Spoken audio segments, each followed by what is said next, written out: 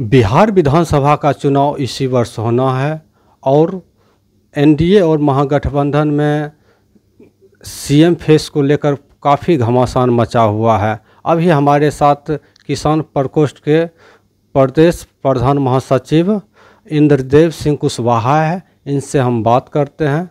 नमस्कार। नमस्कार। अभी जो है मतलब कि महागठबंधन में सीएम फेस को लेकर पूरे घमासान मचा हुआ और कल महागठबंधन की बैठक में भी कोई निर्णय नहीं हो पाए। किस नज़र से देखते हो? नहीं, इसमें कोई इफ बट नहीं है।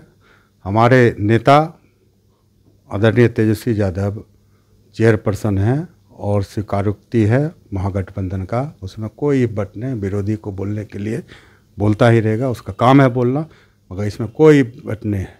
सीएम फेस तेजस्वी यादव हैं और रहेंगे। जदयू के या बीजेपी की तरफ से भी कहा जा रहा है कि आपको उधर एकता नहीं है महागठबंधन। कौन कहता है एकता नहीं है? एकता नहीं रहता तो कल जो मीटिंग में कोई आदमी अब्सेंट थे क्या? मीटिंग जो हुई महागठबंधन की उसमें सारे लोग घटक दल उपस्थित थे और सौहार्दपूर्ण मीटिंग हुई, बातचीत हुई। सब आगे का जो कार्यक्रम है उसको मिनिमम कॉमन मिनिमम प्रोग्राम के तहत किया जाएगा। बावजूद सीएम फेस को लेकर कोई निर्णय नहीं आया। कोई निर्णय है ना। अब पहले अभी तो मुद्दा है चुनाव का। हम लोग कैसे चुनाव जीतेंगे, कैसे हम लोग चुनाव क्या कहते हैं सरकार बनेगी, उसका मुद्दा है ना। सीएम फेस का कोई मुद्दा ही नहीं। विरोधी ऐसे बोलता है। आप जो है बहुत काफ़ी दिनों से राजनीति में हैं, कम से कम जो है 30-35 वर्षों से मतलब आरजेडी के साथ हैं, और क्या लग रहा है क्या कि मतलब कि इस बार जो है क्या स्थिति रहेगा राजद का? राजद का बहुत अच्छा स्थिति रहेगा। सारे जगह जो हमारा फीडबैक आ रहा है, हम लोग भी क्षेत्र में घूमते हैं और जो फीडबैक आ रहा है हमारी सरकार बनेगी, महागठबंधन की सरकार बनेगी, तय है। बीजेपी वाले एनडीए वाले तो मतलब कि महागठबंधन लोग तो कुछ मान ही नहीं रहे हैं क्या कि कह रहे कि काफ़ी कम सीट पर सिमट जाएंगे? नहीं, ऐसा कुछ नहीं है। वो लोग अपना देखे। हमारा जो महागठबंधन की सरकार है बनना तय है बिहार में। आप किसान प्रकोष्ठ के नेता हैं और बिहार के किसानों के लिए क्या आपने कभी आवाज़ लगाई? निश्चित आवाज़ लगाई। हमारा जो एमएसपी है वो एमएसपी भारत सरकार नहीं दे रहा। किसान का इतना हत्या हुई, किसान मान लीजिए शहादत दिया और फिर भी एमएसपी नहीं लागू हुआ। ये तो उनकी कमजोरी है ना। आप यहाँ का जो बिहार का किसान है, चाहे पूरे देश का किसान है, किसान एक फसल उपजाने में उसका खून लगता है। उसके बाद क्या कहते हैं, जो एक फसल उगाने में उसको 4 बार जीएसटी देना पड़ता है। पहला तो डीजल देता है, जो जुताई करता है डीजल पर जीएसटी देता है। दूसरा खाद पर देता है जीएसटी।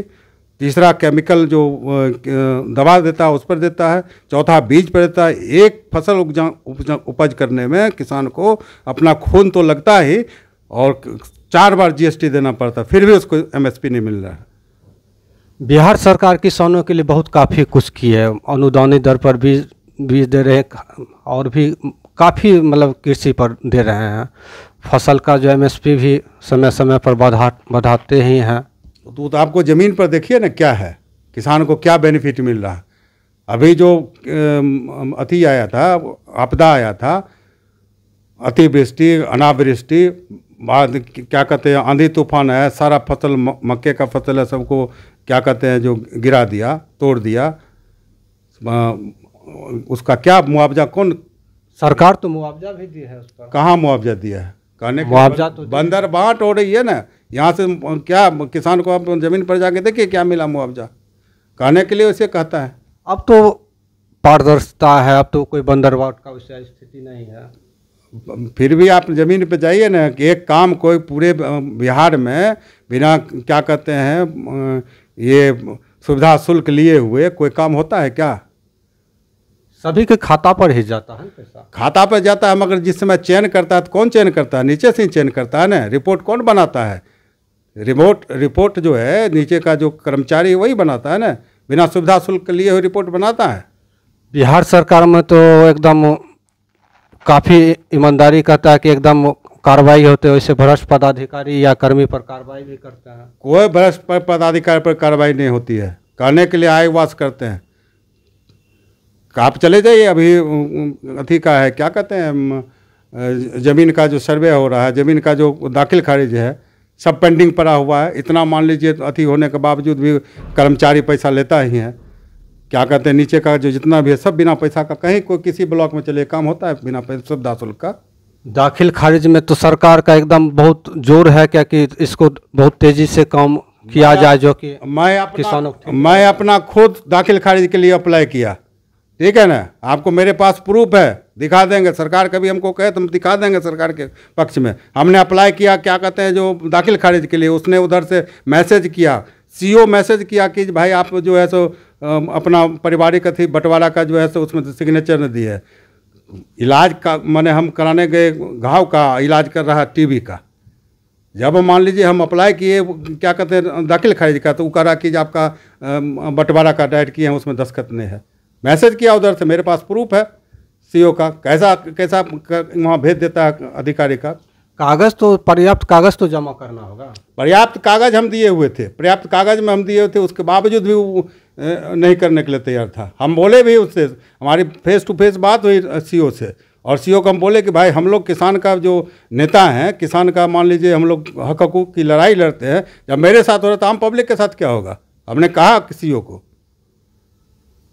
इस मुद्दा को लेकर आप कहीं आवाज़ लगाए? नहीं, हम बात कर रहे हैं ना, जो प्रोसेस है, प्रोसेस में हम जाएंगे, प्रोसेस में हम जाएंगे। उनका हम वेट कर रहे हैं, भाई कितना दिन में आप इसको दाखिल खारिज करके हमको सॉर्ट आउट कीजिएगा। आप अपना दर्द जो है वो किसान के दर्द को लेकर आपने क्या कुछ आपका अगला कोई कदम रहेगा? निश्चित रहेगा। को आप लोग एकजुट रहिए, किसान का मुद्दा लेके हम लोग लड़ाई लड़ेंगे। हम लोग, आप 30-35 वर्ष से राजनीति में हैं, और क्या आपको लगता है क्या कि हम जनता के प्रतिनिधि बनकर जो कुछ काम करें? देखिए, इसे यहाँ कोई जो आता है राजनीति करता है, वो उद्देश्य लेके ही आता है, मगर संभव विधानसभा 243 है, 245 लोग अप्लाई करेंगे तो किसी एक ही को, 243 को ही नहीं मिलेगा। पिछले बार भी हम थे, क्या कहते हैं, क्यू में, लालू जी आश्वासन भी दिए, हमारा लगभग तय था चुनाव लड़ना बेगूसराय चरिया बैरपुर क्षेत्र से, मगर कुछ टेक्निकल कारण से हमको नहीं मिला। इस बार हम तैयारी कर रहे हैं और हम लड़ेंगे। तैयारी आपका चल रहा है? हाँ, तैयारी चल रहा है, हम लड़ेंगे चुनाव।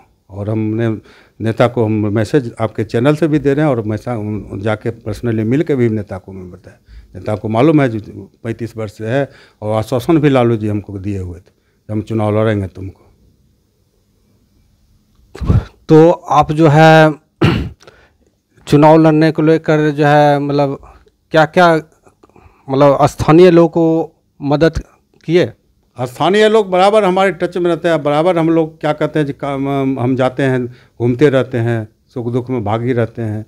जो भी क्या कहते हैं, इलाज करवाना हो, चाहे कोई ऐसा इस टाइप का काम हो, सब हम मदद करते थे सब लोगों को। हम अभी भी मान लीजिए इफ्तार पार्टी था, होली मिलन समारोह, सब में हम सब लोग एकजुटता होकर पार्टी को मजबूत करें। सरकार बनानी है, पार्टी को मजबूत करें। हम यही मैसेज देना था, क्षेत्र में आपसी द्वंद्व में हटा के और सौहार्दपूर्ण वातावरण में हमारा संगठन मजबूत हो।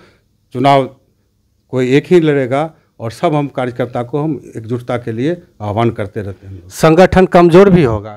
संगठन कोई कमज़ोर, संगठन क्यों कमज़ोर होगा? संगठन तो देखिए, वोट तो लालू जी को देता है ना।